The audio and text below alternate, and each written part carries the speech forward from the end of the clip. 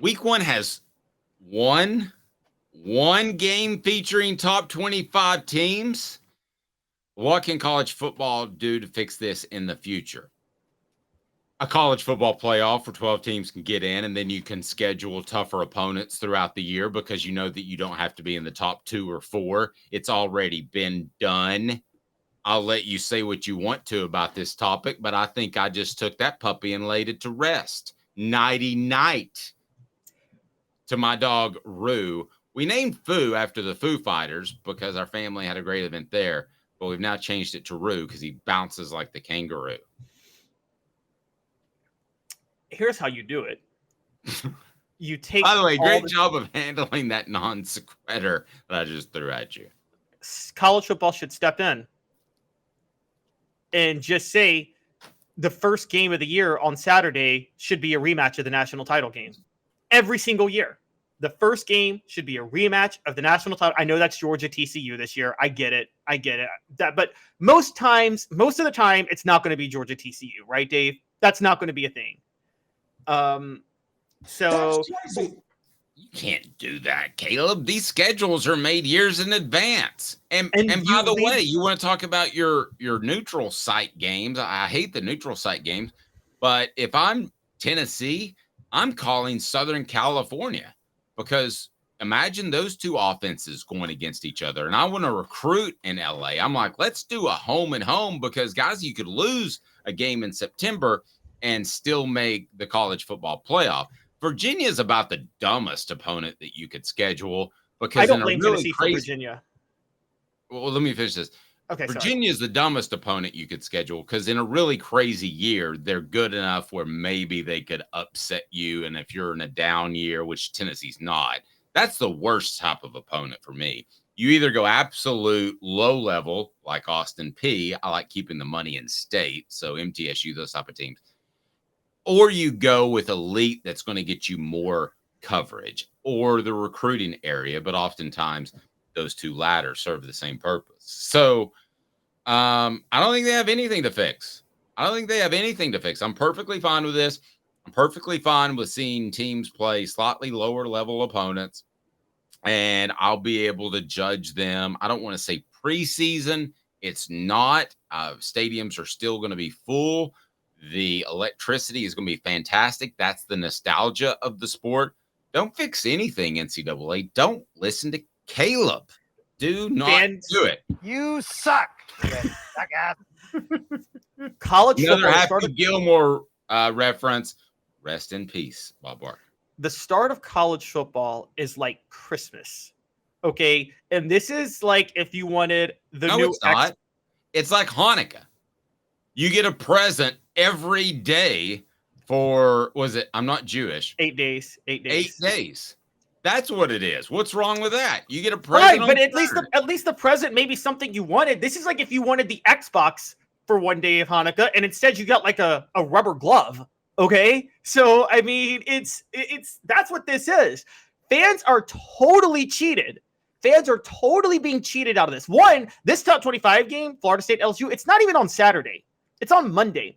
Now, the Virginia game, I'm going to give Tennessee a pass. If you remember, they had Oklahoma scheduled for this, and the SEC stepped in and told them, you guys got to cancel that series because Oklahoma's joining the SEC. So Tennessee rushed to add Virginia. That was not who they wanted to add. But I'm sorry. I got to be honest with you. This is ridiculous. There needs to be a way. Maybe the NCAA, or not, whatever governing body of college football exists in the future, steps in and tells every team, you clear your slate for Labor Day weekend. We'll set the games for that first weekend. We'll set the games. I want the season to start with a bang. I want it to start with a bang. I wanted it a few years ago, like when Alabama, Florida State started the year. Now, Alabama dominated, but it was something to look forward to. I want those type of games the first week. I don't mind playing the Austin Peays during the season or things like that. I actually think that's a good thing because for those who don't know, Dave, I'm sure you know, Austin Peay, that's how they keep their football program afloat, is getting to play Tennessee and get their butt speed. So if you don't want the smaller schools to have football programs, or if you want the smaller schools to keep their football programs, you should support the Power 5 schools playing them once a year. I'm fine with that. The first week, though, the first weekend of the season with all the hype, I want some great matchups. The two best matchups this weekend aren't even on Saturday. One is Florida and Utah. That's on Thursday. Although you may not think that's a good matchup. You may think Utah's going to blow them out. I don't know, but I think it could be a good game in the Swamp. And the other is LSU Florida State. I don't think that's going to be a good matchup. That's LSU going to blow them out. But the rest of the weekend is just, I mean, Dave, look at the slate of games. Take out the fact that we're covering Tennessee and take out the fact that it's just college football. What is a game this weekend that you're just, man, I can't wait to watch that game to start off the season? All of it, all day. Noon, really? Portland State and Oregon? You ready for Portland State and Oregon? Yeah. I mean, that's the thing about college football is it's not like the NFL. It can change so much. So, in the NFL, you have a Ben Roethlisberger that's around for like 80 years. And in the NFL, you got a Hendon Hooker who's at his elite level only 1 year, only plays 2 or 3 years. And those weren't great situations to play in. And so I'm perfectly fine with seeing what people have got. I'm perfectly fine with an easier opponent. No, I got no problem with it. I need 3 top 25 games. I don't think you would see the ratings change significantly if there were 3 top 25 matchups in week 1 as opposed to 1. I don't think it would change that much. I think it's an exciting slate in the first round, not as nearly as sexy as it's going to be in the coming weeks, but I'm down with it. And Travis says, just no service academies, right? Commie. He called you a commie. So I'm, as of the message board, I'm a libertarian last week, which I'm still not 100% sure what that is. And you're a communist. Libertarians believe in no government, period. So, like, for instance, they don't even believe in the police or roads. They're like, nope, everything should be privatized. So no police, no roads, no firefighters, nothing. That's a libertarian. I don't know that I'm that far. So that's why I don't like to be labeled, and that's why I don't share my politics. But I'm sorry, you're just wrong on this in every way. The first weekend should have at least 3 top 25 games. Three. That's all, on Saturday. On Saturday. 1 at noon, 1 at 3:30, 1 at 7. Now, all those other fun games, fine, mix them in, but I want 3 games that are just fun to look forward to. I don't hate that, but I don't have a problem with it not being there. So, it's always kind of been that way in college football. I think it's Tennessee playing Syracuse to open 1998. That was beautiful. 2 top 20 teams. But nobody knew Syracuse was going to be that good. If you go back that far, they were making those schedules 8-10 years in advance. Donovan McNabb was like 10. Yeah, but Syracuse was still a top 20 team when the two faced off that year. And I mean, that made we act like these top 25 games hurt.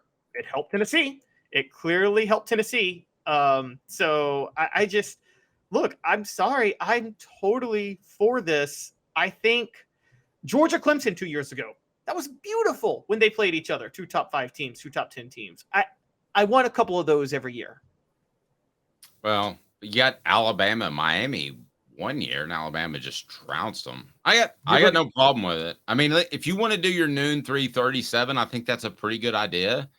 But you're scheduling these games years in advance, and to hope that you get 2 teams at the top of their game based off personnel and based off the way they've been trending is being very, very hopeful to me.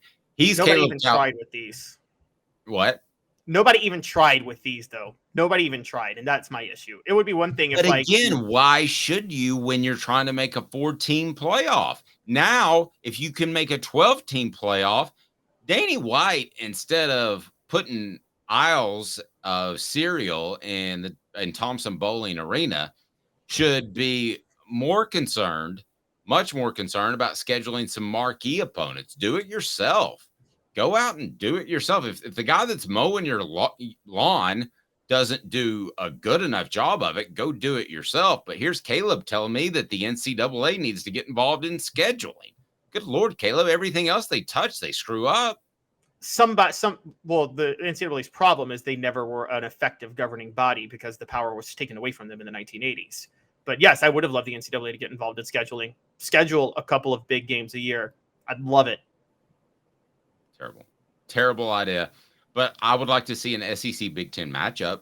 How about an SEC Big Ten matchup every SEC Big Ten Challenge every year. Like the first week of college football, make it like the bowl games back in the day where you have like a SEC Big Ten Challenge for a couple of teams and Pac-12, ACC, whatever. I know those don't exist anymore, but like, yeah, have 3 Tennessee Cal 2006. Remember when Eric Ainge was like, we're playing for the whole SEC?